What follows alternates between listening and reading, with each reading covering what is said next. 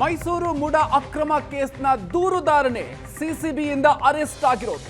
ಲಂಚದ ಆರೋಪ ಮಾಡಿದಂಥ ಸ್ನೇಹಮಯಿ ಕೃಷ್ಣ ಅವರನ್ನ ಇವತ್ತು ಬಂಧಿಸಲಾಗಿದೆ. ಲಂಚದ ಆರೋಪವನ್ನ ಮಾಡಿದ್ದೆ ಹಾಗಾದ್ರೆ ಸ್ನೇಹಮಯಿ ಕೃಷ್ಣ ಅವರಿಗೆ ಮುಳು ಆಯ್ತಾ? ಸಿಎಸ್ ಶಾಲಿನಿ ವಿರುದ್ಧ ಲಂಚದ ಆರೋಪವನ್ನ ಸ್ನೇಹಮಯಿ ಕೃಷ್ಣ ಅವರು ಮಾಡಿದ್ರು. ನಿನ್ನೆಯಷ್ಟೇ ಈ ವಿಚಾರಕ್ಕೆ ಸಂಬಂಧಪಟ್ಟಂತೆ ಮೈಸೂರಿನಲ್ಲಿ ದಾಖಲೆಗಳ ರಿಲೀಸ್ ಮಾಡಿದ್ರು ಸ್ನೇಹಮಯಿ ಕೃಷ್ಣ ಅವರು. ಗಂಭೀರ ಆರೋಪವನ್ನ ಮಾಡಿದ್ರು ಸಿಎಸ್ ವಿರುದ್ಧ. ಶಾಲಿನಿ ರಜನೀಶ್ ಅವರಿಗೆ ಲಂಚವನ್ನ ಕೊಟ್ಟು ಹೊಸ ಹುದ್ದೆಯನ್ನ ಪಡೆದಿದ್ದಾರೆ ಅನ್ನುವಂಥ ಆರೋಪವನ್ನ ಮಾಡಿದ್ರು. ನಟೇಶ್ ವಿರುದ್ಧ ಈ ಆರೋಪವನ್ನ ಮಾಡಿ ಅದಕ್ಕೆ ಸಂಬಂಧಪಟ್ಟಂತ ಆಡಿಯೋವನ್ನ ಕೂಡ ಸ್ನೇಹಮಯಿ ಕೃಷ್ಣ ಅವರು ರಿಲೀಸ್ ಮಾಡಿದ್ರು. ಈ ಆರೋಪ ಮಾಡಿದ ಮರುದಿನವೇ ಬೆಂಗಳೂರು ಪೊಲೀಸರು ಸ್ನೇಹಮಯಿ ಕೃಷ್ಣ ಅವರನ್ನ ಅರೆಸ್ಟ್ ಮಾಡಿದ್ದಾರೆ. ಸಿಟಿ ಸಿವಿಲ್ ಕೋರ್ಟ್ ಬಳಿ ಸ್ನೇಹಮಯಿ ಕೃಷ್ಣ ಅವರನ್ನ ಬಂಧಿಸಿದ್ದಾರೆ ಅಧಿಕಾರಿಗಳು. ಸಿಎಸ್ ಶಾಲಿನಿ ವಿರುದ್ಧ ಲಂಚದ ಆರೋಪವನ್ನ ಮಾಡಿದ್ರು. ನಿನ್ನೆಯಷ್ಟೇ ಮೈಸೂರಲ್ಲಿ ದಾಖಲೆಗಳನ್ನ ಕೂಡ ರಿಲೀಸ್ ಮಾಡಿದ್ರು.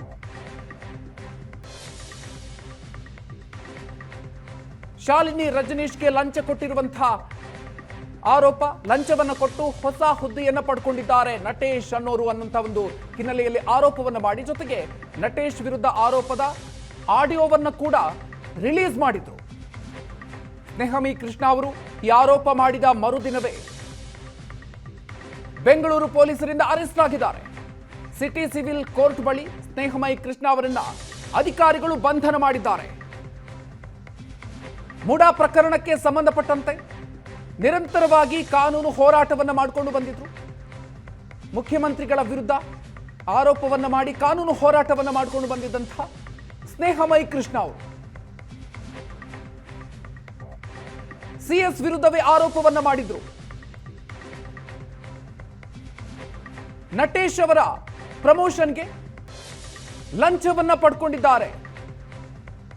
ಈ ಆರೋಪವನ್ನ ಮಾಡಿದಂತಹ ಸ್ನೇಹಮಯಿ ಕೃಷ್ಣ ಅವರು ತಮ್ಮ ಆರೋಪಕ್ಕೆ ಸಂಬಂಧಪಟ್ಟಂತೆ ಒಂದಷ್ಟು ದಾಖಲೆಗಳನ್ನು ಕೂಡ ನಿನ್ನೆಯಷ್ಟೇ ರಿಲೀಸ್ ಮಾಡಿದ್ರು. ಆಡಿಯೋವನ್ನು ಕೂಡ ಬಹಿರಂಗಗೊಳಿಸಿದ್ರು. ಇದೇ ಪ್ರಕರಣಕ್ಕೆ ಸಂಬಂಧಪಟ್ಟಂತೆ ಈಗ ಸ್ನೇಹಮಯಿ ಕೃಷ್ಣ ಅವರನ್ನೇ ಅರೆಸ್ಟ್ ಮಾಡಲಾಗಿದೆ.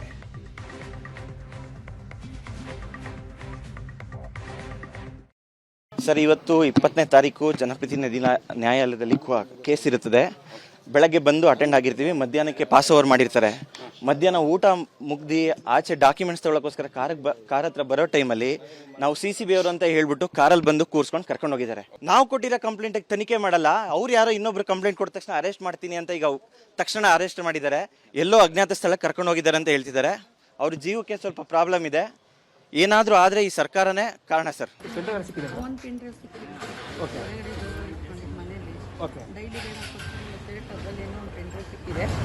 ಅದು ಬಿಟ್ಟರೆ ಅಲ್ಲಿ ಇವರು ಅರೆಸ್ಟ್ ಆಗಿ ಒಂದ್ಸರಿ ಇವ್ರಿಗೆ 306 ಏನೋ ಒಂದು ಕೇಸ್ ಆಗಿತ್ತಂತಲ್ಲ, ಡಾಕ್ಯುಮೆಂಟ್ಸ್ ಎತ್ಕೊಂಡಿದ್ದಾರೆ.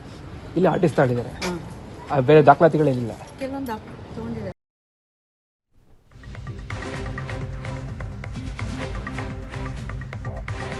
ಇನ್ನು ಸ್ನೇಹಮಯಿ ಕೃಷ್ಣ ಬಂಧನದ ವಿರುದ್ಧ ಸಹಜವಾಗಿ ಬಿಜೆಪಿ ನಾಯಕರು ಸಿಡಿದೆದ್ದಿದ್ದಾರೆ, ಆಕ್ರೋಶವನ್ನು ವ್ಯಕ್ತಪಡಿಸಿದ್ದಾರೆ ಸರ್ಕಾರದ ವಿರುದ್ಧ. ಕಾಂಗ್ರೆಸ್ನ ದುರಾಡಳಿತ ಅಂತ ಸರ್ಕಾರದ ವಿರುದ್ಧ ಬಿಜೆಪಿ ಆಕ್ರೋಶವನ್ನು ವ್ಯಕ್ತಪಡಿಸಿ ಸಮರಕ್ಕೆ ಮುಂದಾಗಿದೆ. ಸತ್ಯಕ್ಕೆ ಹೋರಾಟ ಮಾಡಿದವರನ್ನ ಅರೆಸ್ಟ್ ಮಾಡಿದ್ದಾರೆ ಅಂತ ಆರ್ ಅಶೋಕ್ ಹೇಳಿದ್ದಾರೆ. ದುರಾಡಳಿತಕ್ಕೆ ಇದೊಂದು ನಿದರ್ಶನ, ಇದು ಎಮರ್ಜೆನ್ಸಿ ಅನ್ನುವಂಥ ಮಾತನ್ನ ಹೇಳಿದ್ದಾರೆ ಆರ್ ಅಶೋಕ್.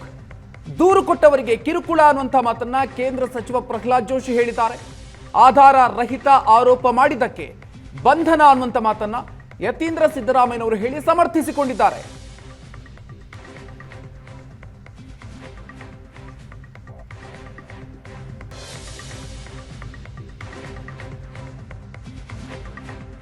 ದುರಾಡಳಿತದ ಪರಮಾವಧಿ. ಹಿಂದೆ ದೇಶದ ಮೇಲೆ ಎಮರ್ಜೆನ್ಸಿ ತಂದು ದೇಶವನ್ನು ಹಾಳು ಮಾಡಿದಂಥ ಕಾಂಗ್ರೆಸ್ ಅವರು ಈಗ ಕರ್ನಾಟಕದಲ್ಲೂ ಒಂದು ರೀತಿ ಎಮರ್ಜೆನ್ಸಿ. ಕೋರ್ಟ್ ಆವರಣದಲ್ಲೇ ಯಾರು ಸತ್ಯಕ್ಕೋಸ್ಕರ ಹೋರಾಟ ಮಾಡ್ತಾಯಿದ್ರು, ನ್ಯಾಯಕ್ಕೋಸ್ಕರ ಹೋರಾಟ ಮಾಡ್ತಾಯಿದ್ರು. ನಾವು BJP ಕೂಡ ಬೆಂಗಳೂರಿಂದ ಮೈಸೂರವರೆಗೂ ಪಾದಯಾತ್ರೆಯನ್ನು ನಾವು ಮಾಡಿದ್ರಿ. ಅದಾದಮೇಲೆ ಸಾವಿರಾರು ಕೋಟಿ ಬೆಲೆ ಬಾಳ್ತಕ್ಕಂಥ 14 ಸೈಟ್ಗಳನ್ನು ಕೂಡ ವಾಪಸ್ ಸರ್ಕಾರಕ್ಕೆ ಬಂದಿದೆ. ED ಅವರು ಕೂಡ ಸುಮಾರು 300 ಕೋಟಿಗೂ ಹೆಚ್ಚು ಹಣವನ್ನು ಸೀಸ್ ಮಾಡಿದ್ದಾರೆ. ಸಾವಿರಾರು ಸೈಟುಗಳನ್ನು ಸೀಸ್ ಮಾಡ್ತಾ ಇದ್ದಾರೆ ಈಗ. ಅಂದರೆ ಸರ್ಕಾರದ ಬೊಕ್ಕಸಕ್ಕೆ ಸಾವಿರಾರು ಕೋಟಿ ರೂಪಾಯಿ ವಾಪಸ್ ಬಂದಿದೆ. ಇದಕ್ಕೆ ಮೂಲ ಕಾರಣ ಅಂದರೆ ಸ್ನೇಹಮಯಿ ಕೃಷ್ಣ ಅವರು ಫಸ್ಟು ಕೇಸಲ್ಲಿ ದಾಖಲು ಮಾಡಿದ್ರು. ಅದಾದಮೇಲೆ ಈ ಘಟನೆಗಳೆಲ್ಲ ಆಗಿದೆ. ಅಂಥವ್ರನ್ನೇ ಯಾರು ಗಾಂಧೀಜಿಯ ಆದರ್ಶಗಳನ್ನು ಇಟ್ಕೊಂಡು ಹೋರಾಟ ಮಾಡ್ತಾ ಇದ್ದಾರೆ, ಆ ಗಾಂಧೀಜಿಯ ಆದರ್ಶಗಳ ವಿರುದ್ಧವಾಗಿ ಕಾಂಗ್ರೆಸ್ ಅವರು.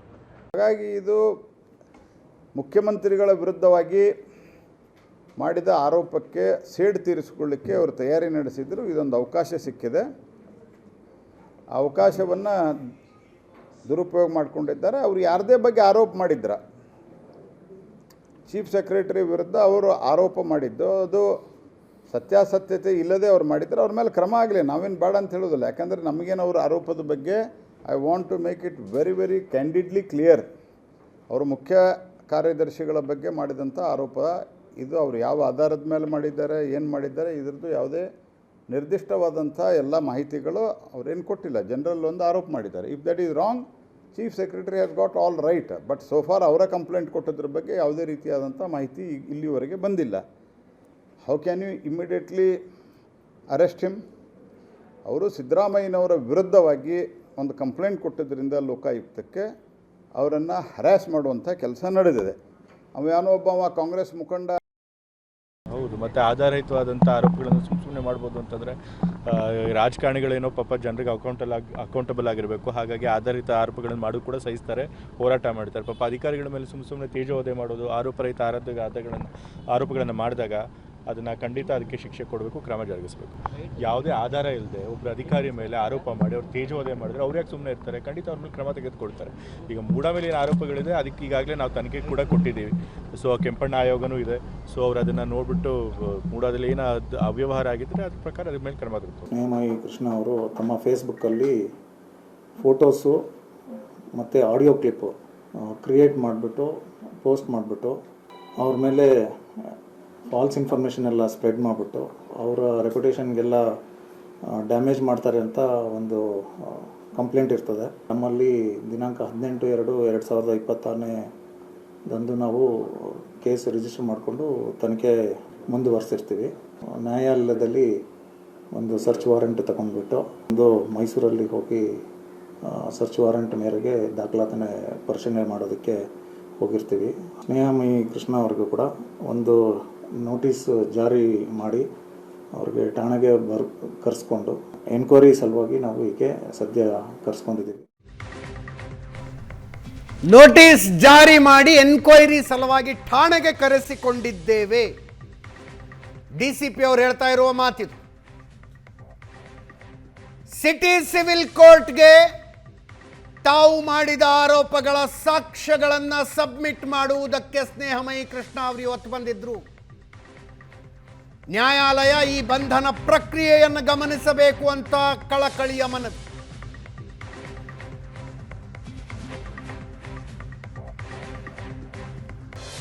ತಾವು ಮಾಡಿದ ಆರೋಪಗಳಿಗೆ ಸಾಕ್ಷ್ಯಗಳನ್ನು ಸಲ್ಲಿಸ್ತೀನಿ ಅಂತ ಬಂದಿದ್ರು ಸ್ನೇಹಮಯಿ ಕೃಷ್ಣ. ಇವತ್ತು ಬೆಳಗ್ಗೆ ಪಬ್ಲಿಕ್ ಪ್ರಾಸಿಕ್ಯೂಟರ್ ಬಂದಿರಲಿಲ್ಲ. ನ್ಯಾಯಾಲಯ ಹೇಳ್ತು ನೀವು ಬಂದು ಅಬ್ಜೆಕ್ಷನ್ ಸಲ್ಲಿಸದೇ ಹೋದರೆ ಸ್ನೇಹಮಯಿ ಕೃಷ್ಣ ಅವರ ವಾದ ಆಲಿಸಿ ಜಡ್ಜ್ಮೆಂಟ್ ಕೊಡಬೇಕಾಗತ್ತೆ ಅಂತ.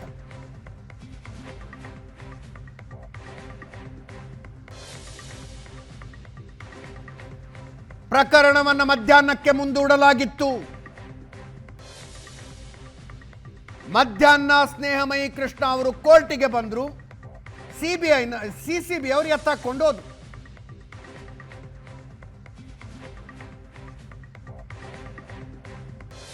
ಪ್ರಕರಣದ ವಿಚಾರಣೆ ಶುರುವಾದಾಗ ಎಲ್ಲಿದ್ದಾರೆ ಸ್ನೇಹಮಯಿ ಕೃಷ್ಣ ಅಂದ್ರೆ ಸಿಸಿಬಿ ಅವರು ಕರ್ಕೊಂಡು ಹೋಗ್ಬಿಟ್ಟಿದ್ದಾರೆ ಅವರನ್ನ ಅಂತ.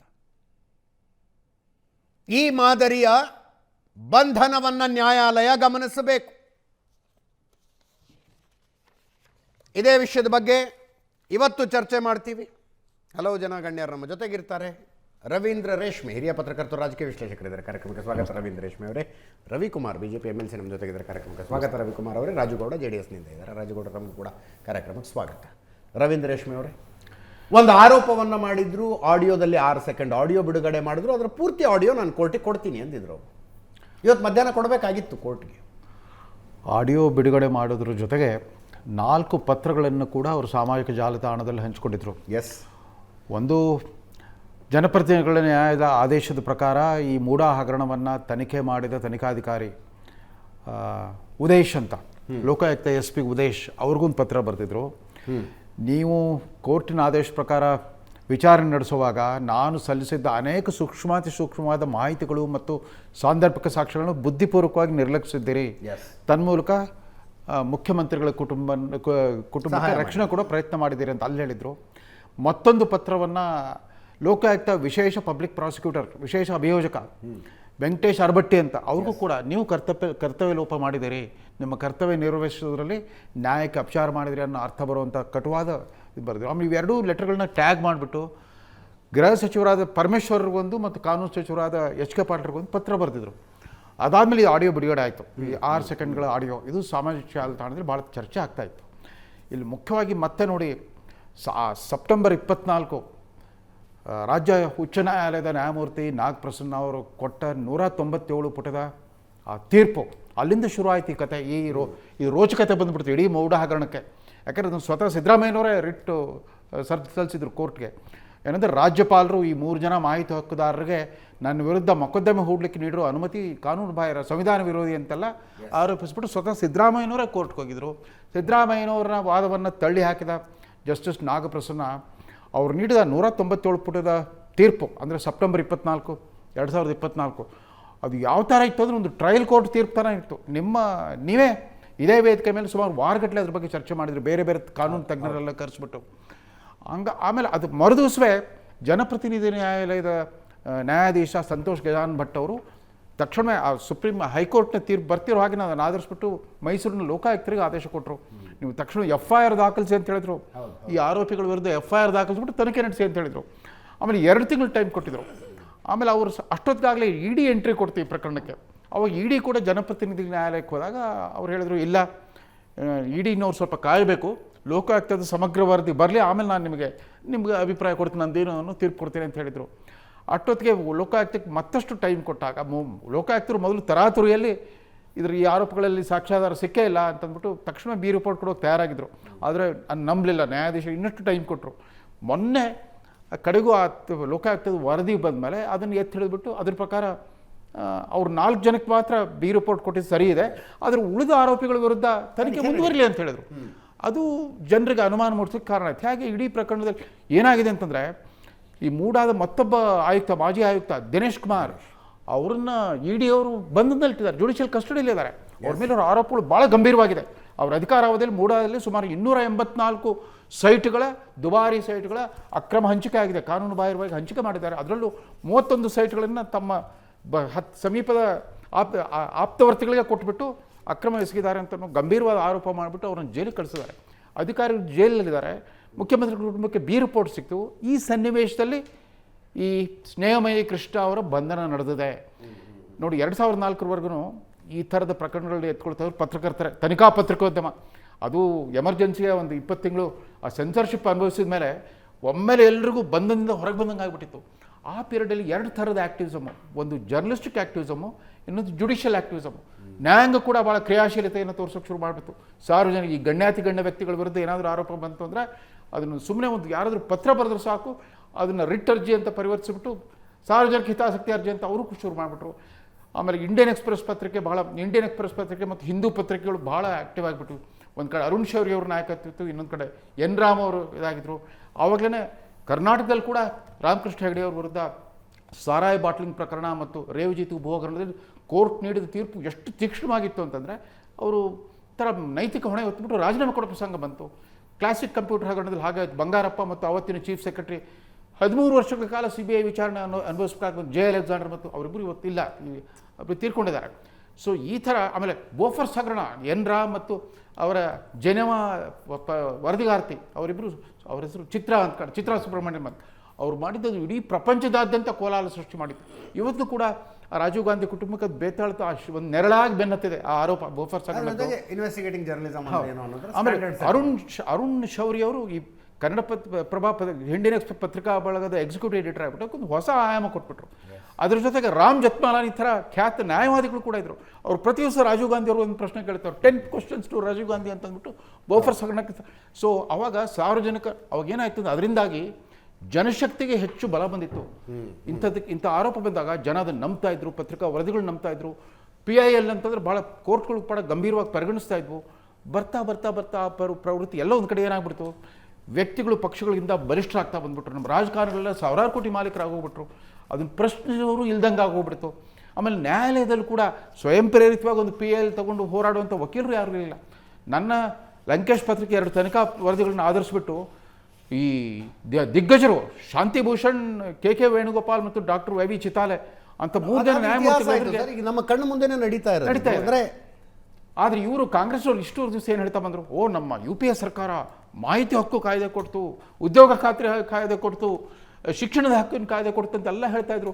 ಆಮೇಲೆ ಮೋದಿಯವ್ರ ಸರ್ಕಾರ ಬಂದಾಗಿಂದ ಅನ್ಡಿಕ್ಲೇರ್ಡ್ ಎಮರ್ಜೆನ್ಸಿ, ಅಘೋಷಿತ ತುರ್ತು ಪರಿಸ್ಥಿತಿ ಹೇಳ್ತಾನೆ ಬಂದರು. ಆಮೇಲೆ ವಿಸಿಲ್ ಬ್ಲೋವರ್ ಅಂತ ಈ RTI ಆಕ್ಟಿವಿಸ್ಟ್ಗಳೆಲ್ಲ ಬರ್ತಾ ವಿಸಿಲ್ ಬ್ಲೋವರ್ ಅನ್ನೋ ಶಬ್ದ ಶುರು ಆಯಿತು, CT ಹೊಡೆಯೋರು ಅಂತ.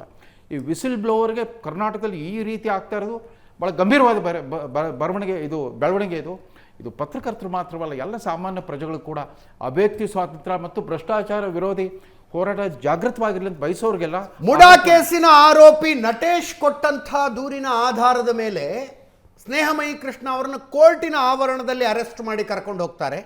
ಯಾವ ಸಂದರ್ಭದಲ್ಲಿ ಅಂದರೆ, ನಾನು ಮಾಡಿದ ಆರೋಪಗಳಿಗೆ ನಾನು ಸಾಕ್ಷಿ ಕೊಡ್ತೀನಿ ಕೋರ್ಟಿಗೆ ಅಂತ ಬಂದಾಗ, ಕೋರ್ಟಿಗೆ ಸಾಕ್ಷಿ ಕೊಡ್ತೀನಿ ಅಂತ ಬಂದಿದ್ರು ಅವರು. ಕೇವಲ ಅಷ್ಟು ಮಾತ್ರ ಅಲ್ಲ, ಅವರ ಮನೆ ಕಚೇರಿಗಳನ್ನೆಲ್ಲ ಸರ್ಚ್ ಮಾಡ್ತಾರೆ. ಹಾರ್ಡ್ ಡಿಸ್ಕು ಪೆನ್ ಡ್ರೈವ್ಗಳನ್ನೆಲ್ಲ ತಗೊಂಡೋಗಿದ್ದಾರಂತೆ. ಹಾರ್ಡ್ ಡಿಸ್ಕು ಪೆನ್ ಡ್ರೈವ್ಗಳನ್ನು ತಗೊಂಡೋಗಿದ್ದಾರೆ. ಏನೋ ಡೌಟ್ ಬರ್ತಿಲ್ವಾ ಇದರಲ್ಲಿ? ಇದರ ಬಗ್ಗೆ ಪ್ರತಿಕ್ರಿಯೆಗೆ, ಚರ್ಚೆಗೆ ಕಾಂಗ್ರೆಸ್ ವಕ್ತಾರರನ್ನು ಕರೆದ್ವಿ. ಒಬ್ಬ ಅಧಿಕಾರಿ ಕೊಟ್ಟ ದೂರದ ಮೇಲೆ ಪೊಲೀಸರ ಕ್ರಮ ಕೈಗೊಂಡ್ರೆ ಪಕ್ಷದ ವಕ್ತಾರರು ನಾವೇನು ಮಾತಾಡ್ಬೇಕು ಅದ್ರ ಬಗ್ಗೆ ಅಂದರು. ರವಿಕುಮಾರ್ ಅವರೇ, ನಾವೇನು ಮಾತಾಡಬೇಕು ಅಂತಾರೋ ನೋಡಿ. ಇಲ್ಲ, ಅವರು ನೈತಿಕತೆಯನ್ನು ಕಳ್ಕೊಂಡಿದ್ದಾರೆ ಕಾಂಗ್ರೆಸ್ನವರು. ಯಾಕೆ ಅಂತಂದರೆ, ಈಗ ತಾವೇ ಹೇಳಿದಂತೆ ಕೋರ್ಟ್ನಲ್ಲಿ ನೀವು ಎವಿಡೆನ್ಸ್ ಕೇಳ್ತಿದ್ದೀರಲ್ಲ, ಎವಿಡೆನ್ಸ್ ನಾನು ಕೋರ್ಟ್ನಲ್ಲಿ ಸಬ್ಮಿಟ್ ಮಾಡ್ತೀನಿ, ಅಲ್ಲಿ ಇಲ್ಲಿ ಸಬ್ಮಿಟ್ ಮಾಡಲ್ಲ, ನೇರವಾಗಿ ಕೋರ್ಟ್ಗೆ ಹೋಗ್ತೀನಿ, ಕೋರ್ಟ್ನಲ್ಲಿ ಸಬ್ಮಿಟ್ ಮಾಡ್ತೀನಿ ಅಂತ ಹೋದಂಥ ವ್ಯಕ್ತಿ ಸ್ನೇಹಮಯಿ ಕೃಷ್ಣ. ನನಗೆ ಸೈಟ್ಗಳು ಬೇಕು ಅಂತ ಹೋಗಿದ್ದಲ್ಲ. ಅಂಥ ಸ್ನೇಹಮಯಿ ಕೃಷ್ಣಗೆ ನೀವು ಎವಿಡೆನ್ಸನ್ನು ಅಲ್ಲಿ ಮಂಡಿಸೋದಕ್ಕೆ, ಅಲ್ಲಿ ಹೇಳೋದಕ್ಕೆ ಬಿಡಲಿಲ್ಲ ಅಂತಂದರೆ ಸರ್ಕಾರದ ಇನ್ನೇನು ಹಿಡನ್ ಅಜೆಂಡಾ ಇದೆ. ಇಡೀ ಪೊಲೀಸ್ ಇಲಾಖೆ, CCB ಇರಲಿ ಅಥವಾ ಪೊಲೀಸ್ ಸ್ಟೇಷನ್ನಲ್ಲಿ FIR ಕೊಟ್ಟು FIR ಆಗಿರೋವಂಥ ಸನ್ನಿವೇಶವನ್ನು ಹಿಡ್ಕೊಂಡು ಹೇಳ್ತಾ ಇದ್ದೀನಿ. ಈ ಒಂದು ಸರ್ಕಾರ ಪೊಲೀಸರ ಮೂಲಕ ಆಡಳಿತವನ್ನು ನಡೆಸ್ತಾ ಇದೆ. ಈಗ ನಟೇಶ್ರ ಮೇಲೆ ಇಷ್ಟೊಂದು ಗಂಭೀರವಾಗಿರ್ತಕ್ಕಂಥ ಆರೋಪಗಳಿದ್ದಾವೆ. ನಟೇಶ್ ಬಗ್ಗೆ ಕಂಪ್ಲೇಂಟ್ ಕೊಟ್ಟರೆ ಅದು ಗಂಭೀರವಾಗಿ ತೆಗೆದುಕೊಳ್ಳಲ್ಲ. ಆದರೆ ಅದೇ ನಟೇಶ್ ಮಾಡಿರ್ತಕ್ಕಂಥ FIR ಅಥವಾ ಯಾರು CS ಚೀಫ್ ಸೆಕ್ರೆಟರಿ ಬಗ್ಗೆ ಏನು ಪ್ರಮೋಷನ್ ಮಾಡಿಸ್ಕೊಳ್ಳೋಕ್ಕೆ, ನಾನು ಏನು ಬಡ್ತಿ ತೆಗೆದುಕೊಳ್ಳೋದಕ್ಕೆ 1.5 ಕೋಟಿ ರೂಪಾಯಿ ಕೊಟ್ಬಿಟ್ಟು ಇವರು ಬಡ್ತಿ ತೆಗೆದುಕೊಂಡಿದ್ದಾರೆ ನಟೇಶ್ ಅಂತ ಹೇಳಿದಂಥ ವಿಷಯಕ್ಕೆ ಇದನ್ನು ಗಂಭೀರವಾಗಿ ತೆಗೆದುಕೊಂಡು ಏನು ತನಿಖೆಯನ್ನು ನಡೆದೇನೆ ಕೂಡಲೇ ಅರೆಸ್ಟ್ ಮಾಡ್ತಾರೆ, CCB ಕೊಡ್ತಾರೆ ಅಂತ ಅಂದರೆ ಅರ್ಥ ಏನು? ಇದು ಸಂಪೂರ್ಣವಾಗಿ ನನಗನ್ಸುತ್ತೆ ಇದು ಸರ್ವಾಧಿಕಾರದ ಪರಮಾವಧಿ. ಇದು ಪೊಲೀಸ್ ರಾಜ್ಯ. ಈಗ ಸ್ನೇಹಮಯಿ ಕೃಷ್ಣ ಅವರ ಹಿಸ್ಟ್ರಿಗೆ ಹೋಗೋಣ. ನಾವು ಏನು ಹೋರಾಟ ಮಾಡಿದ್ದಾರೆ ಅವರು? ಯಾವ್ದಾರ ಸೈಟ್ಗೆ ಅಪ್ಲಿಕೇಶನ್ ಹಾಕಿದಾರಾ? ಅವರು ಸೈಟ್ ಕೊಡಿ ಅಂತ ಅಪ್ಲಿಕೇಶನ್ ಹಾಕಿದವರೇ ಅಲ್ಲ, ಜನರ ಸೈಟ್ಗಳನ್ನು ಉಳಿಸುವಂಥ ಹೋರಾಟಗಾರ ಅವರು. ಅಂಥವ್ರ ಮೇಲೆ ನೀವು ಈ ಥರದ್ದು ಏನು ಲಂಚ ತೆಗೆದುಕೊಂಡು ನೀವು ಪ್ರಮೋಷನ್ ಮಾಡಿದ್ದೀರಾ ಅಂತ ಹೇಳಿ ಕಂಪ್ಲೇಂಟ್ ಕೊಟ್ಟರೆ ನೀವು ಅದನ್ನು ಸೀರಿಯಸ್ ಆಗಿ ತೆಗೆದುಕೊಳ್ಳೋದಿಲ್ಲ. ಇದರಲ್ಲಿ ಏನು ಈ ಆರೋಪ ಸುಳ್ಳು ಅಂತ ಹೇಳಿ ಚೀಫ್ ಸೆಕ್ರೆಟರಿ ಅವರು ಕೊಟ್ಟಿರ್ತಕ್ಕಂಥ ಕಂಪ್ಲೇಂಟನ್ನು ಸೀರಿಯಸ್ ಆಗಿ ತೆಗೆದುಕೊಂಡು ಬೆಳಿಗ್ಗೆ ಕಂಪ್ಲೇಂಟ್ ಕೊಡ್ತಾರೆ, ಮಧ್ಯಾಹ್ನ ಅರೆಸ್ಟ್ ಮಾಡ್ತೀರಾ. ಇಲ್ಲ 18ನೇ ತಾರೀಕೆ ಕೊಟ್ಟಿದ್ರಂತವ್ರು, ಆಮೇಲೆ DCP ಅವ್ರು ಬಂದು ಗೊತ್ತಿಲ್ಲ ಆ ಡೇಟ್. ನನಗಿರೋ ಮಾಹಿತಿ ಪ್ರಕಾರ DCP ಸುಳ್ಳು ಹೇಳ್ತಿದ್ದಾರೋ ಏನೋ ಅದ್ರ ಬಗ್ಗೆನೂ ಎಂಕ್ವೈರಿ ಆಗಲಿ. ಈಗ ಪೊಲೀಸರು ಸರ್ಕಾರದ ಅಣತಿ ಅಂತ ನಡೀತಾ ಇದ್ದಾರೆ. ಈಗ ಸ್ನೇಹಮಯಿ ಕೃಷ್ಣ ಅವ್ರಿಗೆ ಏನಾಗಬೇಕಾಗಿದೆ? ಅವ್ರದ್ದು ಮನೆ ನೋಡ್ಕೊಂಬರ್ಲಿ. ಇವತ್ತು ನಾನು ನೋಡಿದ್ದೀನಿ. ಹಾಗಾಗಿ ಒಬ್ಬ ಸಾಮಾಜಿಕ ಹೋರಾಟಗಾರನ ಒಂದು ಕೃತ್ಯವನ್ನು ನಾವೆಲ್ಲರೂ ಕೂಡ ಅಭಿನಂದಿಸಲೇಬೇಕು. ಆದರೆ ಈ ಸರ್ಕಾರ, ಮುಖ್ಯಮಂತ್ರಿಗಳು ತಮಗೆ ಆಗಿರ್ತಕ್ಕಂಥ ಹಳೆ ಇತಿಹಾಸದಲ್ಲಿ ಸವಾಲನ್ನು ತೆಗೆದುಕೊಂಡು, ಚಾಲೆಂಜಾಗಿ ತೆಗೆದುಕೊಂಡು ಸ್ನೇಹಮಯಿ ಕೃಷ್ಣಗೆ ಒಂದು ಶಿಕ್ಷೆ ಆಗಲೇಬೇಕು ಅಂತೇಳಿ ಪೊಲೀಸರ ಮೂಲಕ ಈ ಕೃತ್ಯವನ್ನು ಮಾಡಿಸಿದ್ದಾರೆ ಅಂತಕ್ಕಂಥ ಗಂಭೀರ ಆರೋಪವನ್ನು ನಾನು ಮಾಡ್ತೇನೆ. ನಿಜಕ್ಕೂ ಎಂಕ್ವೈರಿ ಆಗಬೇಕು ಅಂತಾದ್ರೆ ನಾನು ಸರ್ಕಾರಕ್ಕೆ ಕೇಳ್ತೇನೆ, ಕೊಡಿ ಎಂಕ್ವೈರಿಗೆ. ಈ ಆರೋಪ ಸುಳ್ಳು ಅಂತಾದ್ರೆ ಕೊಡಿ, ಇದನ್ನೊಂದು ಒಳ್ಳೆ ಏನು ಸಿಟ್ಟಿಂಗ್ ಜಸ್ಟಿಸ್ ನೇತೃತ್ವದಲ್ಲಿ ಎಂಕ್ವೈರಿ ಆಗಲಿ, ಕೊಡಿ ನಿಮಗೆ ಧೈರ್ಯ ಇದ್ರೆ. ನಾನು ಈ ರೀತಿ ಸಾಮಾಜಿಕ ಹೋರಾಟ ಡಾಕ್ಟರ್ ಯತೀಂದ್ರ ಅವ್ರು ಹೇಳ್ತಾರೆ, ರಾಜಕಾರಣಿಗಳು ರಾಜಕಾರಣದ ಕಾರಣಕ್ಕಾಗಿ ಆರೋಪ ಮಾಡಿದಾಗ ಏನೋ ಮಾಡಿದ್ರು ಬಿಡಿ ಅಂತ ಸುಮ್ಮನೆ ಇರ್ತಾರೆ, ಅಧಿಕಾರಿಗಳು ಯಾಕೆ ತಡ್ಕೋಬೇಕು? ಅಧಿಕಾರಿಗಳೇನು ರಾಜಕಾರಣಿಗಳಲ್ಲ, ಅವ್ರು ಕಂಪ್ಲೇಂಟ್ ಕೊಟ್ಟಿದ್ದಾರೆ, ಪೊಲೀಸ್ ಆಕ್ಷನ್ ತಗೊಂಡಿದ್ದಾರೆ, ಏನು ತಪ್ಪು ಅಂತಾರೆ ಅವರು. ಅಲ್ಲ, ಈ ತರ ಇದು ಒಂದೇ ಕೇಸಲ್ಲಿ ಹಿಂಗ್ ಮಾಡ್ತಾ ಇದೆಯಾ ಗವರ್ನಮೆಂಟ್? ಇನ್ನುಳಿದಿರ್ತಕ್ಕಂಥ ಅನೇಕ ಕಂಪ್ಲೇಂಟ್ಗಳಲ್ಲಿ ನೀವು 10 ದಿನ ಆದ್ರೂ 15 ದಿನ ಆದ್ರೂ ತಿಂಗಳಾನ್ಗಟ್ಲೆ ಆದ್ರೂ FIR ಮಾಡಲ್ಲ.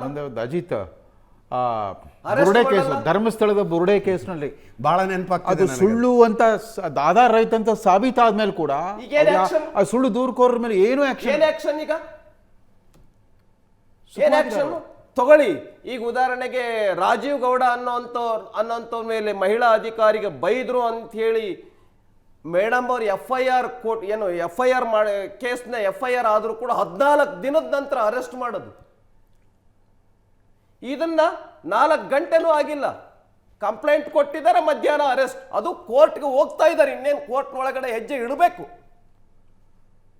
ಇದಕ್ಕೇನಂತ ಕರಿಬೇಕು? ಸರ್ಕಾರದ ಸರ್ವಾಧಿಕಾರದ ಅತ್ಯಂತ ಪರಮಾವಧಿ ಇದು. ಇವರು ಪ್ರಜಾಪ್ರಭುತ್ವ ಅಂತ ಹೇಳ್ತಾರೆ, ಸಂವಿಧಾನ ಅಂತ ಹೇಳ್ತಾರೆ. ಇದ ಸಂವಿಧಾನ? ಇದ ಪ್ರಜಾಪ್ರಭುತ್ವ? ಇದ ಸಾಮಾನ್ಯರಿಗೆ ನ್ಯಾಯ ಕೊಡ್ತಕ್ಕಂಥ ಸರ್ಕಾರದ ವೈಖರಿ? ನಾಚಿಕೆ ಆಗ್ಬೇಕು ಈ ಸರ್ಕಾರಕ್ಕೆ. ಗೊತ್ತಿಲ್ಲ ಸ್ನೇಹಮಯಿ ಕೃಷ್ಣ ಅವರ ಹತ್ರ ಇದ್ದ ಫೈಲ್ನಲ್ಲಿ ಏನಿತ್ತು, ಸಿಡಿಲಿ ಏನಿತ್ತು ಅಂತ.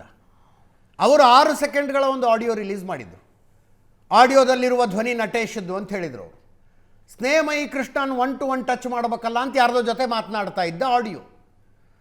ಆ ಕಂಪ್ಲೀಟ್ ಕಾನ್ವರ್ಸೇಷನ್ ಅನ್ನು ಕೋರ್ಟಿಗೆ ಕೊಡ್ತೀನಿ ಅಂತ ಬಂದವರು. ಕಂಪ್ಲೀಟ್ ಕಾನ್ವರ್ಸೇಷನ್ ಅನ್ನ ಏನಿತ್ತು ಅದರಲ್ಲಿ? ಹಂಗಿದ್ರೆ ಇಷ್ಟು ತರಾತುರಿಯಿಂದ ಕೋರ್ಟ್ ಆವರಣದಿಂದಲೇ ಸ್ನೇಹಮಯಿ ಕೃಷ್ಣ ಅವರನ್ನು ಅರೆಸ್ಟ್ ಮಾಡಿ ಕರೆದುಕೊಂಡು ಹೋಗಬಲ್ಲಂಥ ಸೆನ್ಸೇಷನ್ನು ಆ ಆಡಿಯೋದಲ್ಲಿ ಏನಿತ್ತು? ಸ್ನೇಹಮಯಿ ಕೃಷ್ಣ ಕೋರ್ಟಿಗೆ ಕೊಡುವುದಕ್ಕೆ ಹೊರಟಂಥ ದಾಖಲೆಗಳಲ್ಲಿ ಏನಿತ್ತು? ಭಯ ಬಿದ್ದು ಅರೆಸ್ಟ್ ಮಾಡಿದ್ರ? ಸಹಜವಾಗಿ ಪ್ರಶ್ನೆಗಳು ಬರ್ತವೆ. ರಾಜಗೌಡ್ರೆ, ಇಲ್ಲ, ಈ ಪ್ರಕರಣನ ನಾವು ಸುಮಾರು ಆಯಾಮಗಳನ್ನ ನೋಡಬೇಕಾಗತ್ತೆ ಅಜಿತ್. ಮೊದಲನೇದಾಗಿ, ಈ ದೇಶದ ಕಾನೂನು ಎಲ್ಲರಿಗೂ ಒಂದೇ ಅಂತ ಸಂವಿಧಾನದಲ್ಲಿ ನಾವೇ ಮಾತಾಡ್ತೀವಿ. ಸಂವಿಧಾನದ ಬಗ್ಗೆ ಉದ್ದುದ್ದ ಭಾಷಣಗಳು ಬಿಗಿತಾರೆ ಕಾಂಗ್ರೆಸ್ ಪಕ್ಷದ ನಾಯಕರುಗಳು. CM ಸಿದ್ದರಾಮಯ್ಯನವರು ಕೂಡ ಸೆಷನಲ್ಲಿ ನಿಂತು ಮಾತಾಡ್ತಾರೆ. ಕಾನೂನಲ್ಲಿ ಇನ್ನು ನಮ್ಮ ಪೊಲೀಸ್ ಡಿಪಾರ್ಟ್ಮೆಂಟ್ನ ತೊಗೊಂಡ್ರೆ ಯಾರಾನು ಹೋಗಿ ಒಬ್ಬ ಜನಸಾಮಾನ್ಯ ಕಂಪ್ಲೇಂಟ್ ಕೊಟ್ಟರೆ NCR ಕೊಡ್ತಾರೆ. ಅದು 420 ಅಂತ ಮೊನ್ನೆ ರೀಸೆಂಟಾಗಿ ಒಂದು ಹೈಕೋರ್ಟ್ನಲ್ಲಿ ಒಂದು ಪ್ರಕರಣ ಯಾರೋ ಒಬ್ರು ಹಾಕೋತಾರೆ. ಆ ಅಣ್ಣ ಸ್ವಂತ ತಮ್ಮನಿಗೆ ಮೋಸ ಮಾಡಿದ್ದಾನೆ ಅನ್ನೋದು ಸಂಪೂರ್ಣವಾಗಿ ಗೊತ್ತಾದರೂ ಕೂಡ ಅವರು NCR ಹಾಕಿ ನೀವು ಕೋರ್ಟಿಂದ ತೊಗೊಂಬನ್ನಿ ಅಂತೇಳಿ ಕಳಿಸ್ಕೊಡ್ತಾರೆ. ಈ ಪ್ರಕರಣದಲ್ಲಿ ಈಗ ಪೊಲೀಸ್ ಡಿಪಾರ್ಟ್ಮೆಂಟ್ನಲ್ಲಿ ನೀವು ಅರೆಸ್ಟ್ ಮಾಡೋಕ್ಕೂ ಮುಂಚೆ ಒಂದು ನೋಟಿಸ್ ಕೊಡಬೇಕು ಅಂತಿದೆ. ಈ ಪ್ರಕರಣದಲ್ಲಿ ಅಂಥ ಗಂಭೀರತೆ ಏನಿದೆ? ಸರ್ಕಾರಿ ಅಧಿಕಾರಿಗಳು ಆಕಾಶದಿಂದ ಉದುರಿದಾರ? ಏನ್ ಚೀಫ್ ಸೆಕ್ರೆಟರಿ ಆಗಿದ್ ಮಾತ್ರ ಹಂಗ ಕಾನೂನಿಗಿಂತ ದೊಡ್ಡವರ? ಆರೋಪ ಪ್ರೂವ್ ಆಗ್ಲಿ ಏನ್ ಏಕಾಏಕಿ ನೀವು ಅರೆಸ್ಟ್ ಮಾಡ್ತೀರಾ ಅಂದ್ರೆ ಹಂಗಾರೆ ಜನಸಾಮಾನ್ಯನಿಗೊಂದು ಕಾನೂನು, ನಿಮ್ಗೊಂದು ಕಾನೂನಾ? ಹಂಗಾರೆ ನೀವು ತಗೊಂಡಿಲ್ಲ ಅನ್ನೋದನ್ನ ನೀವು ಪ್ರೂವ್ ಮಾಡ್ಕೊಳ್ಳೋಕ್ಕೂ ಮುಂಚೆ ಆತನ ಹೆಂಗ ಅರೆಸ್ಟ್ ಮಾಡಿಸಿದ್ರಿ ನೀವು? ಅಟ್ ಎ ಟೈಮ್ ಟೆರರಿಸ್ಟ್ಗಳನ್ನ ಪ್ರಶ್ನೆ ಕೇಳಿದ ಉದ್ದೇಶ, ಈ ಕೇಸ್ನಲ್ಲಿ ಕಂಪ್ಲೇನೆಂಟು ಲಂಚ ಪಡೆದ ಆರೋಪ ಇರುವವರಲ್ಲ. ಲಂಚ ತೆಗೆದುಕೊಂಡ ಆರೋಪ ಅವರು ಮಾಡಿರೋದು ಚೀಫ್ ಸೆಕ್ರೆಟರಿ ಮೇಲೆ. ಚೀಫ್ ಸೆಕ್ರೆಟರಿ ಅಲ್ಲಲ್ಲ, ಲಂಚ ಕೊಟ್ಟಿದ್ದೀರಿ ಅನ್ನುವ ಆರೋಪ ಮಾಡಿದ್ದು ನಟೇಶ್ ಅವರ ಮೇಲೆ, ನಟೇಶ್ ಅವರು ಅದನ್ನೇ ಸ್ವಾಮಿ ನಾವು ಹೇಳ್ತಾ ಇರೋದು. ಇಂಥವು ಸಾವಿರಾರು ಪ್ರಕರಣಗಳು ಬರ್ತವೆ. ಸಿದ್ದರಾಮಯ್ಯನವ್ರ ಮಗ ಒಂದು ಮಾತು ಹೇಳ್ತಾರೆ, ಏನು ಹೇಳ್ತಾರೆ, ಅವರು ಅಧಿಕಾರಿಗಳು ಕೊಟ್ಟಿದ್ದಾರೆ ತಗೊಂಡಿದ್ದಾರೆ ಅಂತ. ಸರಿ ಸ್ವಾಮಿ, ನೀವು ಜನಪ್ರತಿನಿಧಿಯಾಗಿ ಜನಪ್ರತಿನಿಧಿನ ಜನ ಆಯ್ಕೆ ಮಾಡೋದೇ ಅಂತಕ್ಕೆ ಅಧಿಕಾರಿಗಳು ಯಾವ ರೀತಿ ಕೆಲಸ ಮಾಡ್ತಾ ಇದ್ದಾರೆ, ಅವ್ರು ಸರಿಯಾಗಿ ಕೆಲಸ ಮಾಡ್ತಾ ಇದ್ದಾರಾ, ಅಧಿಕಾರನ ದುರುಪಯೋಗ ಪಡಿಸ್ಕೋತಾ ಇದ್ದೀರಾ ಅಂತ ಕೇಳಲಿಕ್ಕೆ ಅಂತ ಮಾಡಿರೋದು. ನೀವೊಬ್ಬ ಮುಖ್ಯಮಂತ್ರಿ ಮಗನಾಗಿ ಇತ್ಕೊಂಡು ನೀವು ಈ ಸ್ಟೇಟ್ಮೆಂಟ್ ಮಾಡ್ತೀರಾ ಅಂದರೆ, ನೆನ್ನೆ ಕಂಪ್ಲೇಂಟ್ ಕೊಟ್ಬಿಟ್ಟು ಬೆಳಗ್ಗೆ ಅರೆಸ್ಟ್ ಮಾಡ್ತೀರಾ, ಆಯಿತು 18ನೇ ತಾರೀಕು ಕೊಟ್ಟಿದ್ದೀರಾ ಕಂಪ್ಲೇಂಟು, ಹಂಗಾರೆ ನಿಮಗೆ ಪ್ರೂವ್ ಆಗೋಯ್ತು. ಹಾಗಾದರೆ ಅವ್ರು ಮಾಡಿರೋ ಆರೋಪ ಸುಳ್ಳು ಅಂತ? ಸುಳ್ಳ ಇದು? ಸುಳ್ಳೋ ಸತ್ಯನೋ? ಸರಿ, ಆಡಿಯೋ ತಗೊಳ್ಳಿ, ಟೆಸ್ಟ್ ಮಾಡಿ. ಇದೇ ವಿಧಾನಸೌಧದಲ್ಲಿ ನಿಂತು ಯಾರೋ ಒಬ್ಬ ಪಾಕಿಸ್ತಾನ್ ಜಿಂದಾಬಾದ್ ಅಂದಾಗ ನಿಮ್ಮದೇ ಮಿನಿಸ್ಟ್ರು ಬಂದು ಸ್ಟೇಟ್ಮೆಂಟ್ ಮಾಡ್ತಾರೆ, ಇಲ್ಲ ಸ್ಟೇಟ್ಮೆಂಟ್ ಮಾಡಿಲ್ಲ ಅಂತ. ಒಬ್ಬ MLC ಇದ್ದಂತೆ ಹಿಂದೆ ಇದ್ದಂತವನು, ಅವತ್ತು ನೀವು ಅದನ್ನು ಟೆಸ್ಟ್ ಕಳಿಸಿ ಆಮೇಲೆ ತಗೋತೀರಿ. ಇದನ್ನ ಯಾಕೆ ಹಿಂಗೆ ಮಾಡ್ತೀರಿ? ಏನು ನಿಮ್ಗೆ ಅವನ ಮೇಲೆ ವೈಯಕ್ತಿಕ ದ್ವೇಷ? ಸರಿ, ಹಾಗಾದ್ರೆ ನಾಳೆ ಕರ್ಕೊಂಡೋಗತ್ತನೇನೋ ಕೊಲೆ ಮಾಡೋ ಪ್ರಯತ್ನ ಏನಾದ್ರು ನಡೆಸ್ತೀರಾ ನೀವು ಅಧಿಕಾರಿಗಳ ಮುಖಾಂತರ? ಎಲ್ಲ ಸಣ್ಣ ಬ್ರೇಕ್ ತೆಗೆದುಕೊಳ್ತೀನಿ. ಬ್ರೇಕ್ ನಂತರ ಸ್ನೇಹಮಯಿ ಕೃಷ್ಣ ಅವರ ಮಗ ನಮ್ಮ ಜೊತೆಗೆ ನೇರ ಸಂಪರ್ಕದಲ್ಲಿದ್ದಾರೆ. ವಿನೋದ್ ಅವರೇ ನಮಸ್ಕಾರ. ಒಂದು ಸಣ್ಣ ಬ್ರೇಕ್ನ ನಂತರ ನಿಮ್ಮನ್ನು ಮಾತಾಡಿಸ್ತೀನಿ. ಒಂದು ಪಾಯಿಂಟನ್ನು ರಾಜು ಗೌಡ್ರು ರೇಸ್ ಮಾಡಿದ್ರು ವಿಧಾನಸೌಧದಲ್ಲಿ, ಪಾಕಿಸ್ತಾನ್ ಜಿಂದಾಬಾದ್ ಘೋಷಣೆಯ ಪ್ರಕರಣ. ಅದರ ವಿಡಿಯೋನ ಆಡಿಯೋ ಸಮೇತ FSLಗೆ ಕಳಿಸಿ, FSLನಲ್ಲಿ ಪಾಕಿಸ್ತಾನ್ ಜಿಂದಾಬಾದ್ ಅಂದಿದ್ದೇ ಸತ್ಯ ಅಂತ ರಿಪೋರ್ಟ್ ಬಂದ ನಂತರ ಆರೋಪಿಗಳನ್ನು ಬಂಧಿಸಲಾಯಿತು. ಇಲ್ಲಿ ನಟೇಶ್ ಅವರು ಕಂಪ್ಲೇಂಟ್ ಕೊಟ್ಟಿದ್ದಾರೆ, AI ಆಡಿಯೋ ಕ್ರಿಯೇಟ್ ಮಾಡಲಾಗಿದೆ ಅಂತ ಅರೆಸ್ಟ್. ಸ್ನೇಹಮಯಿ ಕೃಷ್ಣ. ಸಣ್ಣ ಬ್ರೇಕ್ ಮುಗಿಸ್ಕೊಂಡು ವಾಪಸ್ ಬರ್ತೀನಿ. ಸ್ನೇಹಮಯಿ ಕೃಷ್ಣ ಬಂಧನಕ್ಕೊಳಗಾಗಿದ್ದಾರೆ. CCB ಅಧಿಕೃತ ಪತ್ರಿಕಾ ಪ್ರಕಟಣೆಯನ್ನು ಹೊರಡಿಸಿದೆ, ಅವರು ನಮ್ಮ ವಶದಲ್ಲಿದ್ದಾರೆ ಅಂತ. ಅವರ ಜೊತೆಗಿವತ್ತಿದ್ದವರು, ಸ್ನೇಹಮಯಿ ಕೃಷ್ಣ ಅವರ ಜೊತೆಗಿದ್ದವರು ಅವರ ಪುತ್ರ ವಿನೋದ್ ನಮ್ಮ ಜೊತೆ ಲೈವ್ನಲ್ಲಿದ್ದಾರೆ. ವಿನೋದ್ ಅವರೇ ನಮಸ್ಕಾರ. ವಿವೇಕ್ ಅವರೇ ನಮಸ್ಕಾರ. ಸರ್ ನಮಸ್ತೆ ಸರ್. ಸರ್ ನನ್ನ ಹೆಸರು ವಿವೇಕ್ ಸರ್. ನಮಸ್ತೆ ಸರ್. ನಮಸ್ತೆ. ಉಳಿದೆಲ್ಲ ಪ್ರಶ್ನೆಗಳಿಗೆ ಆಮೇಲೆ ಬರ್ತೀನಿ. ನನಗಿರುವ ಅತಿ ದೊಡ್ಡ ಕುತೂಹಲ, ಇವತ್ತವರು ಕೋರ್ಟಿಗೆ ಸಬ್ಮಿಟ್ ಮಾಡ್ತೀನಿ ಅಂತ ಹೊರಟಿದ್ದ ಫೈಲ್ನಲ್ಲಿ ಏನೇನಿತ್ತು? You know it very well. Yes sir. ಇವತ್ತು ನಾನೇ ಅದನ್ನು ಕುತ್ಕೊಂಡು ಅನೆಕ್ಷರ್ಗಳ ನಂಬರ್ ಬರೆದಿರ್ತೀನಿ, ನಾನೇ ಅದಕ್ಕೆ ಪ್ರತಿಯೊಂದಕ್ಕೂ ಪಿನ್ ಮಾಡಿ ನಾನೇ ರೆಡಿ ಮಾಡಿರ್ತೀನಿ. ಅದರಲ್ಲಿ ಪ್ರತಿಯೊಂದಕ್ಕೂ ಲಾಸ್ಟ್ ಟೈಮು ಅಪಿಯರ್ ಆದಾಗ ಒಂದು ಕಂಪ್ಲೇಂಟ್ ಲೆಟರ್ ಕೊಟ್ಟಿರ್ತಾರೆ, ಈ ಥರ DGP ಅವರಿಂದ ನೀವು ಕೋರ್ಟ್ನ ಮೂಲಕ ಒಂದು ಇನ್ವೆಸ್ಟಿಗೇಷನ್ ಮಾಡಬೇಕು, ಆದರೆ ಅದಕ್ಕೆ ನೆಕ್ಸ್ಟ್ ಡೇಟಲ್ಲಿ ಅದಕ್ಕೆ ನಾನು ಟೈಮ್ ಕೊಡ್ತೀನಿ, ಅಷ್ಟರೊಳಗೆ ಅಬ್ಜೆಕ್ಷನ್ ಹಾಕಿ ಅಂತ ಅವ್ರು ಟೈಮ್ ಕೊಟ್ಟಿರ್ತಾರೆ. ಇವತ್ತು ಅವ್ರು ಬೆಳಗ್ಗೆ ಅಬ್ಜೆಕ್ಷನ್ ಅವರು ರೆಡಿ ಮಾಡ್ಕೊಂಡು ಬಂದಿರಲ್ಲ ಸರ್. ಜಡ್ಜು ಅವ್ರಿಗೆ ಸೀರಿಯಸ್ ಆಗಿ ಕೋರ್ಟಲ್ಲಿ ಹೇಳ್ತಾರೆ, ಇದು ಗಂಭೀರ ಆರೋಪ ಆಗಿರೋದ್ರಿಂದ ನೀವು ಈ ಥರ ಮಾಡೋದು ಸರಿಯಲ್ಲ, ನಾನು ಟೈಮ್ ಕೊಡೋಕ್ಕಾಗಲ್ಲ ನಿಮ್ಗೆ, ಇನ್ನು ಮಧ್ಯಾಹ್ನದೊಳಗೆ ಟೈಮ್ ಕೊಡ್ತೀನಿ, ಅಷ್ಟರೊಳಗೆ ಅಬ್ಜೆಕ್ಷನ್ ಹಾಕಿ, ಇಲ್ಲ ಅಂದರೆ ಸ್ನೇಹಮಯಿ ಕೃಷ್ಣ ಅವ್ರು ಹೇಳಿದ್ನ ನಾನು ಕನ್ಸಿಡರ್ ಮಾಡಿ ಅವ್ರಿಗೆ ಏನು ತನಿಖೆಗೆ ಆರ್ಡ್ರ್ ಮಾಡಬೇಕು ಅದನ್ನು ಮಾಡ್ತೀನಿ ಅಂತ ಹೇಳಿರ್ತಾರೆ. ನಾವು ಬೆಳಗ್ಗೆ ಪ್ರತಿಯೊಂದು ಅದಕ್ಕೆ ಏನೇನು ಸಾಕ್ಷ್ಯಾಧಾರ, ನಾವೇನು ಆರೋಪ ಮಾಡಿದೆ ಅದಕ್ಕೆ ಸಾಕ್ಷ್ಯಾಧಾರ CD ರೆಡಿ ಮಾಡಿರ್ತೀವಿ, ದಾಖಲೆಗಳು ಮತ್ತು ಫೋಟೋಸ್ಗಳು ರೆಡಿ ಮಾಡಿಬಿಟ್ಟು ಪ್ರತಿಯೊಂದನ್ನು ರೆಡಿ ಮಾಡ್ಕೊಂಡು ತೊಗೊಂಡೋಗಿರ್ತೀವಿ ಸರ್.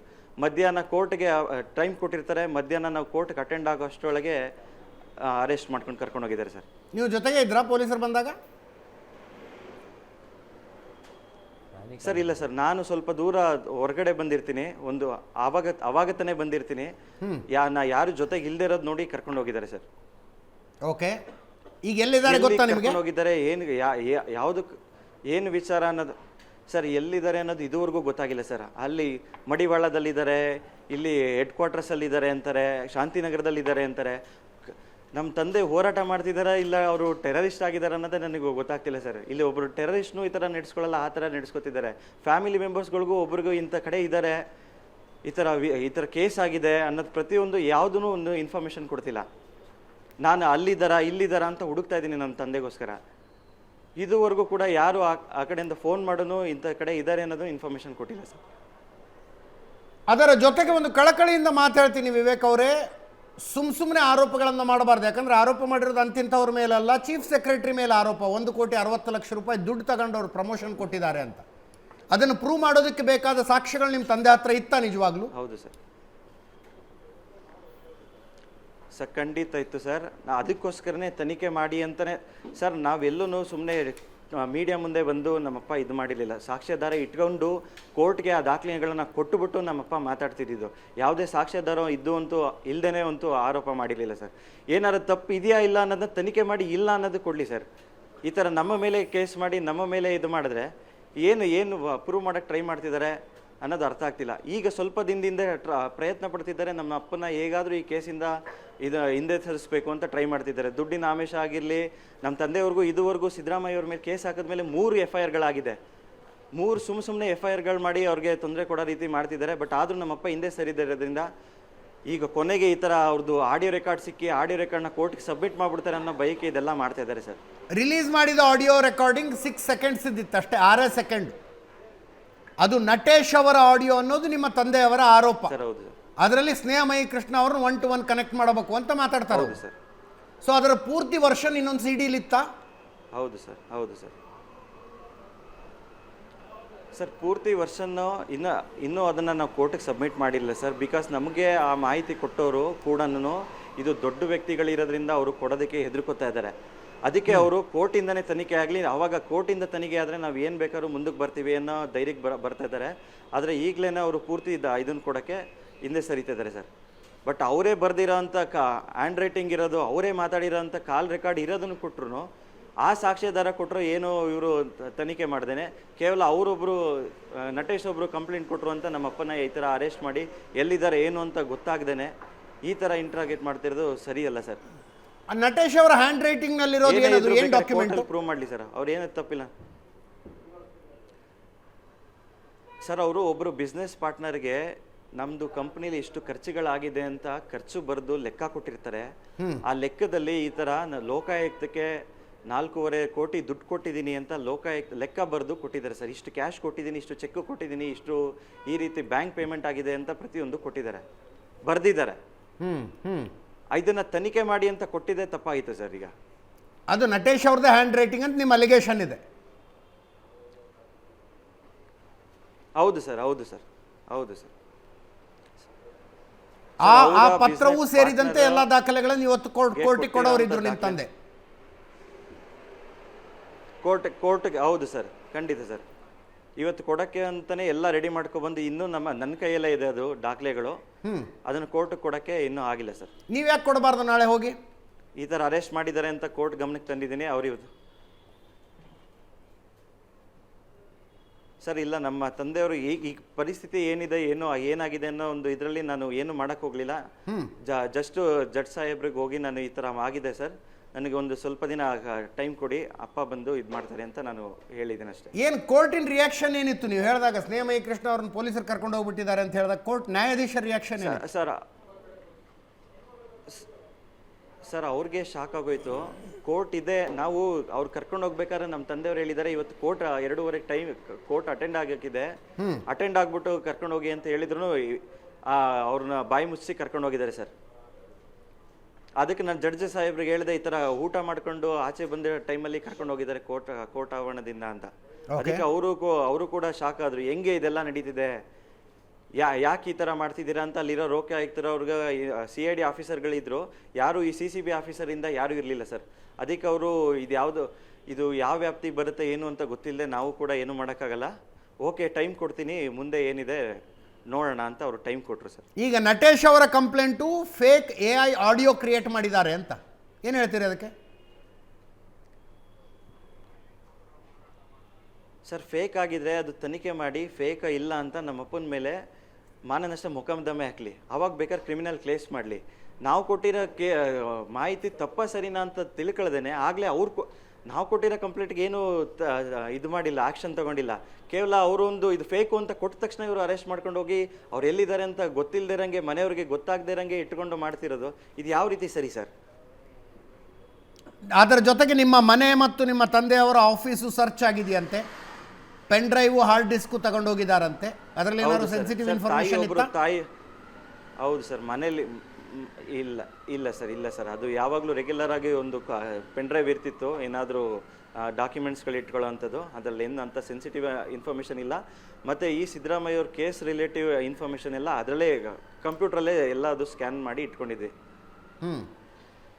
ಅಂದ್ರೆ ಎಲ್ಲ ಕಂಪ್ಯೂಟರ್ ಇದುವರೆಗೂ ಬೆಳಕಿಗೆ ಬರದ ದಾಖಲೆಗಳೇನಾದ್ರು ಇದ್ವಾ ಅದರಲ್ಲಿ? ಹೋಗಿದ್ದಾರೆ ಸರ್.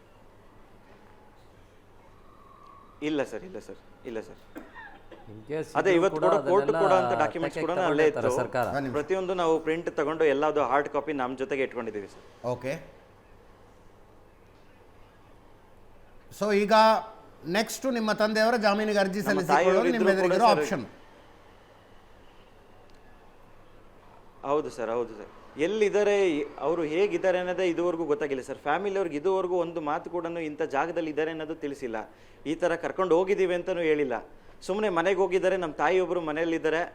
ಅವರು ಸರ್ ಯಾರಾದರೂ ಫ್ಯಾಮಿಲಿಯವರು ಇನ್ನೊಬ್ರು ರಿಲೇಟಿವ್ ಕಳಿಸ್ಕೊಡ್ತೀನಿ ಜೆಂಟ್ಸ್ನ, ಅದಾದಮೇಲೆ ಹೋಗಿ ಅಂತ ಅಂದ್ರೂ 10 ಜನ ಹೋಗಿ ನಮ್ಮ ತಾಯಿಯವ್ರನ್ನೆಲ್ಲ ಸೈಡಿಗೆ ಕಳಿಸಿ ಮನೆಯನ್ನೆಲ್ಲ ಹುಡುಕಿದ್ದಾರೆ ಸರ್. ಈ ಥರ ದೌರ್ಜನ್ಯ ಮಾಡೋ ರೀತಿಲಿ ಮಾಡ್ತಿದ್ದಾರೆ. ಅಂಥ ತಪ್ಪು ಏನು ಮಾಡಿದ್ದಾರೆ ಅರ್ಥ ಆಗ್ತಿಲ್ಲ ಸರ್. ನಾವು ಸಾಕ್ಷಿ ಕೊಟ್ಟು ಕಂಪ್ಲೇಂಟ್ ಕೊಟ್ಟರು ಅದಕ್ಕೇನೋ ಒಂದು ಆ್ಯಕ್ಷನ್ ತಗೊಳ್ಳಲ್ಲ. ಈ ರೀತಿ ಯಾರೋ ಒಬ್ಬರು ಈ ಥರ ಸುಳ್ಳು ಆಡಿಯೋ ಅಂದ ತಕ್ಷಣ ಈ ಥರ ಅರೆಸ್ಟ್ ಮಾಡ್ತಾರೆ, ಈ ಥರ ಮಾಡ್ತಾರೆ ಅಂದರೆ ಯಾಕೆ ಮಾಡ್ತಿದ್ದಾರೆ ಅನ್ನೋದು ಅರ್ಥ ಆಗ್ತಿಲ್ಲ ಸರ್. ಇದರಿಂದ ಇಂಟೆನ್ಷನ್ ಏನಿದೆ? ಮುಖ್ಯಮಂತ್ರಿಗಳ ಮಗ ಒಂದು ಮಾತು ಹೇಳಿದ್ರಿ, ರಾಜಕಾರಣಿಗಳ ಮೇಲೆ ಏನೇನೋ ಆರೋಪ ಮಾಡ್ತೀರಿ, ರಾಜಕೀಯದ ಕಾರಣಕ್ಕಾಗಿ ಸಹಿಸ್ಕೊಂಡ್ಬಿಡ್ತಾರೆ, ಅಧಿಕಾರಿಗಳ ಮೇಲೆ ಬಾಯಿಗೆ ಬಂದಂಗೆ ಹೇಳಿದ್ರೆ ಯಾಕೆ ಸಹಿಸ್ಕೋಬೇಕು ಅವರು ಅಂತಂದ್ರು ಅವರು.